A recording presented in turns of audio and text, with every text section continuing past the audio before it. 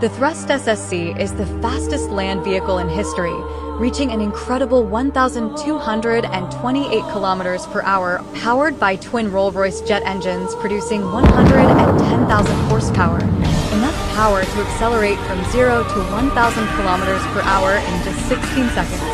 It became the first car to break the sound barrier, creating a historic sonic boom. Piloted by RAF fighter pilot Andy Green,